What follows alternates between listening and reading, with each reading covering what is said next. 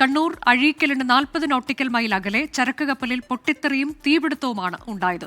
കൊളംബോയിൽ നിന്ന് നവി മുംബൈയിലേക്ക് പോയ സിംഗപ്പൂർ കപ്പലാണ് അറബിക്കടലിൽ അപകടത്തിൽപ്പെട്ടത്. ചരക്ക് കപ്പലിലെ 22 ജീവനക്കാരിൽ 18 പേരെ രക്ഷപ്പെടുത്തി. 4 പേർക്കായി തിരച്ചിൽ തുടരുകയാണ്.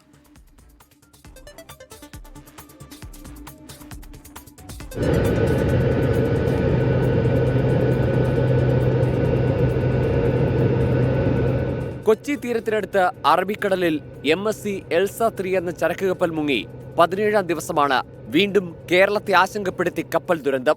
വെള്ളിയാഴ്ച കൊളംബോയിൽ നിന്ന് നവി മുംബൈയിലേക്ക് പുറപ്പെട്ട സിംഗപ്പൂർ കപ്പലായ വാൻഹായ് 503 എന്ന ചരക്ക് കപ്പലിലാണ് കണ്ണൂർ അഴീക്കൽ തീരത്ത് നിന്ന് 40 നോട്ടിക്കൽ മൈൽ അകലെ തീപിടിച്ചത്.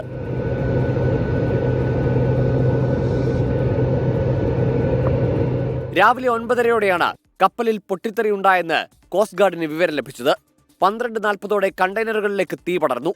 22 കപ്പൽ ജീവനക്കാരിൽ 18 പേരെ മറ്റൊരു കപ്പലായ MV1 മാർവൽ വഴി രക്ഷപ്പെടുത്തി. ഇതിൽ 2 പേരുടെ നില ഗുരുതരമാണ്. 4 ജീവനക്കാർക്കായി തെരച്ചിൽ പുരോഗമിക്കുകയാണ്. 600-ലേറെ കണ്ടെയ്നറുകളിൽ 20ഓളം കടലിലേക്ക് പതിച്ചെന്നാണ് റിപ്പോർട്ട്. നാവികസേനയുടെയും കോസ്റ്റ് ഗാർഡിന്റെയും കപ്പലുകളും ഡോണിയർ വിമാനങ്ങളുമാണ് രക്ഷാപ്രവർത്തനം നടത്തുന്നത്. 24 കോഴിക്കോട്.